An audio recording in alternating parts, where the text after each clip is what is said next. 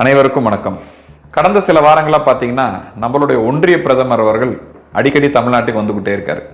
இப்படி அவர் தமிழகத்தின் மீது காட்டக்கூடிய ஆர்வத்தை கடந்த சில வாரங்கள் முன்னாடி நமக்கு ஏற்பட்ட வெள்ள பாதிப்பு, சென்னை மிக்ஜாம் புயலின் மூலமாகவும் தென் தமிழகம் மிகப்பெரிய புயலின் பாதிப்பு ஏற்பட்டிருந்தது. அப்போ பார்த்திருந்தாருன்னா நமக்கு எவ்வளவு ஆறுதலா இருந்திருக்கும்.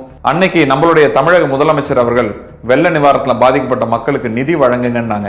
ஏளனப்படுத்தினார்கள், அவமானப்படுத்தினார்கள். நாங்க குழு அனுப்பி பார்த்து சொல்றோம். நாங்க இன்றைய வரைக்கும் ஒன்றிய அரசுல இருந்து நமக்கு ₹1 பணத்தை அவங்க வழங்கவே இல்லை. தேர்தலும் வந்துருச்சு. திராவிட முன்னேற்ற கழக தலைவர், தமிழ்நாட்டின் முதலமைச்சர் அவர்கள் தமிழ்நாட்டு நிதியிலிருந்து சுமார் ₹6000 ஒவ்வொரு வீட்டுக்கும் வழங்கி தாயிலம் கொண்டு செயல்பட்டார்கள். நம்மளுடைய தமிழ்நாட்டை ஒட்டுமொத்தமா வஞ்சிக்கிட்டு இருக்கக்கூடிய பாரதிய ஜனதா கட்சி மகளிர் உரிமை தொகை முடக்கணுன்றதுக்காக இந்த பிஜேபி வரிஞ்சு கட்டி செஞ்சுக்கிட்டு இருக்கிறாங்க. அந்த மகளிர் உரிமை தொகையை தொடர்ந்து ஒவ்வொரு முக்கிய அவர்களுடைய தலைவர்கள், நிர்மலா சீதாராமன் கூட அதை கொச்சைப்படுத்தி பேசி இருக்கிறார்கள். நம்மளுடைய தமிழ்நாட்டை வஞ்சிக்கணும்னு சொல்லிட்டு 40 நாடாளுமன்ற உறுப்பினர்களை டீலிமிட்டேஷன் என்ற பேர்ல 31 ஆக்கணும்னு பாக்குறாங்க. ஒரே நாடு ஒரே தேர்தல் என்று சொல்கிறார்கள்.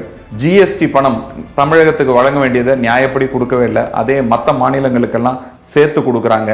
₹1 நாம் கட்டக்கூடிய வரி பணத்திற்கு வெறும் 26 பைசா தான் நமக்கு திருப்பி வழங்கி கொண்டிருக்கிறார்கள். கல்வி கொள்கைகள்ல தமிழ்நாட்டு மக்களை, தமிழ்நாட்டு மாணவர்களை வஞ்சிக்கிறதுக்கு எடுத்து செஞ்சுக்கிட்டு இருக்காங்க. நீட் தேர்வுனால எத்தனை குழந்தைகள் இன்றளவு உயிரிழந்திருக்கிறாங்க நம்ம எல்லாருக்குமே தெரியும். இன்னைக்கு அதோட மட்டும் இல்லாம பூதகரமாக செயல்படக்கூடிய எலக்டரல் பாண்ட் ஸ்கேம், இது ஒரு டிப் ஆஃப் த ஐஸ்பர்க் மட்டும்தான். அடுத்து அவங்க பிஎம் கேர்ஸ் இன்னொரு மிகப்பெரிய ஊழலை செஞ்சிருக்கிறாங்க. அவங்களுடைய ஆட்சி இழக்கும் பொழுது அதுவும் மிகப்பெரிய அளவுல வரும்.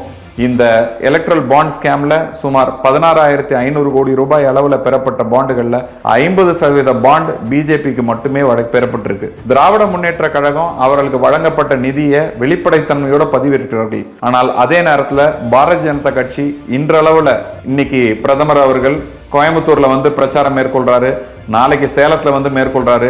தயவு செய்து அவர்கள் கட்சி பெறப்பட்ட நிதி யாரிடத்தில் என்பதை வெளிப்படைத்தன்மையோடு கூறுவார்களா என்ற கேள்வியை இந்த நேரத்தில் முன்வைக்கிறோம். குவிட் ப்ரோ கோ எஸ்டாப்ளிஷ் பண்ண முடியாது என்ற வெளிப்படைத்தன்மையை அவர்கள் முன்வைக்க வேண்டும் என்பதை கேட்டுக்கொள்கிறோம்.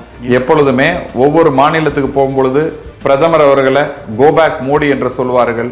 இந்த முறை தேர்தல் பரப்புரைக்கு வருகிறார்கள். நாம் கட்டாயமாக தமிழர்கள் ஒவ்வொருவரும் ஒன்றிணைந்து கெட் அவுட் மோடி என்று ஆணித்தரமாக சொல்ல வேண்டும்.